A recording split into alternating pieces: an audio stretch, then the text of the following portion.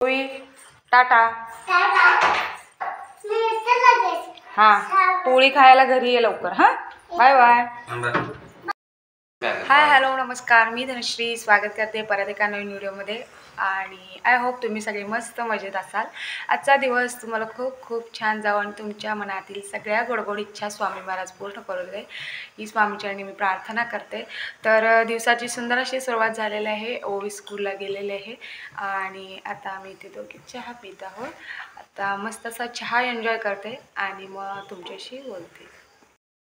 तर काल आषाढी एकादशी होती आणि आज द्वादशी आहे. तर यांना म्हटलं आज स्पेशल काय बनवूया. तर हे म्हटलं तुझ्या आवडीने काय पण बनव. तर ह्यांना आमच्या ना पुरणपोळी खूप आवडते. म्हटलं मग आज पुरणपोळीच बनवूया म्हणून मग पुरणपोळीचा बेत घातलेला आहे. आणि आताच देवपूजा पण आवरून घेतले आणि चला तुम्हाला आता पुढचं सगळं दाखवते.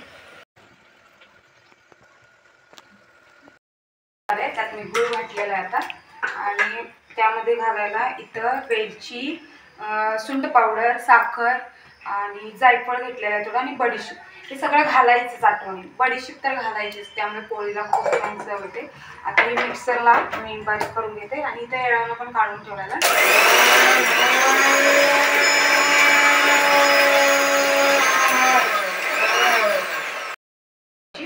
आणि ती पण आता मी पुरणात टाकून घेते. सगळं मिक्स करून घेते. पुरणाचं मस्त असं सगळं पाणी आटवून घ्यायचं आपल्याला. येळवणीची आमटी बनवते ना, तर त्याच्यासाठी फक्त मी आलं लसूण आणि थोडेसे खोबरं घेतलेलं आहे. त्याची नॉर्मली पेस्ट घातलेलं आहे, जास्त घातलेलं नाही. आणि आपलं कोल्हापुरी लाल तिखट आठवणीनं घालायचं, त्याच्याशिवाय चव अजिबात येत नाही. आणि कोल्हापूरच्या लोकांची आवड आहे ते म्हणजे कोल्हापुरी लाल तिखट आणि हे येळवणं म्हणजे. आणि मस्त आपली कटाची येळवणीची आमटी तयार आहे. त्याला एक उकळी द्यायची फक्त बस. इथं बघू शकता येळवणीची आमटी पण आता उकळत आहे. आणि तुम्हाला एक सांगू का, येळवणीची आमटी कधीच हाय फ्लेमवर उकळायची नाही, कारण त्यानं त्याची चव जाते. त्यामुळे ती कधी पण लो फ्लेमवरच शिजवायची, जेणेकरून त्याची टेस्ट राहिली पाहिजे. आता इथं माझं पुरण पण तयार आहे आणि येळवणीची आमटी पण तयार आहे, त्यामुळे ती पण बंद करून घेते. आणि इथं पुरण आपलं आहे ना, आपल्याला असं मस्त गाळणीने चालवून घ्यायचं. आणि हे गरम असतानाच करायचं म्हणजे झटकन होऊन जातं आणि पुरण आपल्याला मस्त असं मिळतं. फक्त थोडंसं केअरफुली करायचं, कारण हे गरम असतं त्यामुळं असं बघा पटपट पटपट होऊन जातं. त्यामुळं पटपट करून घ्यायचं. त्यानंतर काय होतं, तुमचा वेळ पण वाचतो. आणि जेव्हा ते गार होतं ना, तेव्हा ते वाटण्यासाठी खूप आपल्याला कठीण जातं. त्यामुळं असं कमी ह्याच्यातच वाटून घ्यायचं. तर पुरण आणि पीठ तयार आहे ना, आता पोळ्या करायला चालू करूया देवाच्या नावाने. आणि इथं मी पिठाच्याच पोळ्या बनवते, कारण जास्त तेल सेहतसाठी आपल्या म्हणजे आपल्या तब्येतीसाठी चांगलं नसतं. आणि तेलाच्या येत नाहीत पोळ्या असं नाही मला, त्या पण जमतात मला, पण सारखं सारखं तेलाच्या नको. आणि आता सगळ्यांना आमच्या घरी या पिठाच्याच पोळ्या आवडतात, त्यामुळे पिठाचेच बनवते. थोडा मागचा आवाज येतोय तो इग्नोर करा, कारण यांचं ऑफिस चालू आहे त्यामुळे त्यांचा आवाज येईल तुम्हाला. आणि या पद्धतीने गोळा भरायचा आणि हलक्या हाताने लाटून घ्यायचं.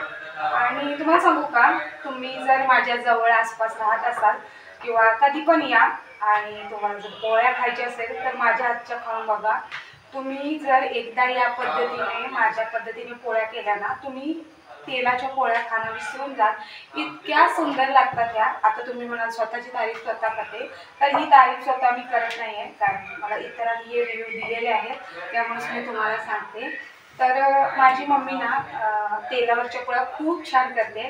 मग तिने मला लहानपणी म्हणायची खूप तिरतिरे आहे, कसं करते कोणास ठाऊक, हिला काय येतं का नाही कोणास ठाऊक. पण आता तीच माझी मम्मी मला खूप म्हणजे खूप नावजते की म्हणजे सगळं न शिकवता तुझं तू शिकलीस यामुळं. तर तुम्ही पण नक्की बघा एकदा या पद्धतीने करून. खूप म्हणजे खूप अशा टेस्टी लागतात, कारण जी आपण बडीशेप, वेलची, जायफळ घातलेलं असतं ना, त्याचा एक वेगळाच टेस्ट या पोळीला येतो. त्यामुळे ती खूप सुंदर लागते. त्यामुळे बघा तुम्ही एकदा या पद्धतीने ट्राय करून. तेल तुम्ही तुमच्या आवडीने कमी जास्त लावू शकता. तर मी इथं काय केलेलं आहे, तूप जे असतं ना आपलं नॉर्मली ते कडवून घेतलेलं आहे आणि घरीच तूप बनतं, त्यामुळे तुपावरच बनवूया म्हणजे मी पोळ्या. आणि बघू शकता खूप छान अशा पोळ्या टम्म फुगतात.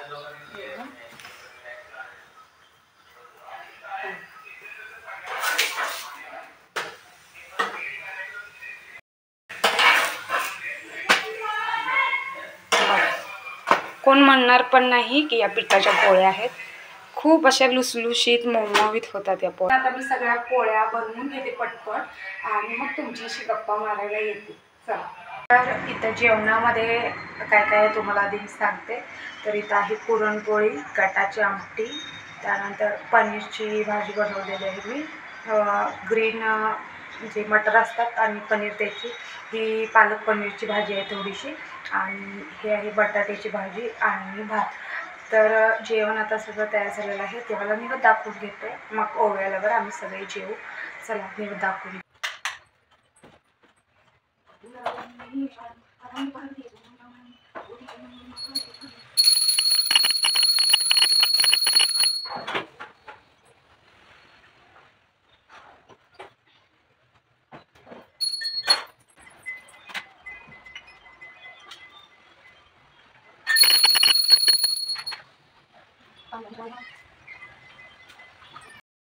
मॅडम स्वागत आहे.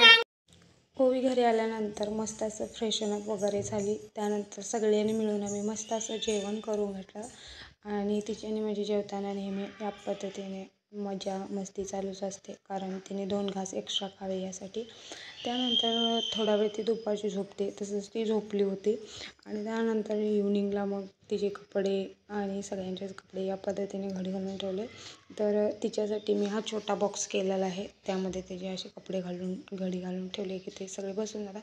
त्यानंतर इव्हनिंगला तिला अभ्यास करायचा होता म्हणून तिचं तोंड तुम्ही बघू शकताय. त्यानंतर तिला अभ्यासात थोडी मदत केली आणि असा होता माझा आजचा दिवस. व्हिडिओ आवडला तर प्लीज चॅनलला सबस्क्राईब करा. भेटूया परत एका छानशा व्हिडिओमध्ये. तोपर्यंत बाय बाय.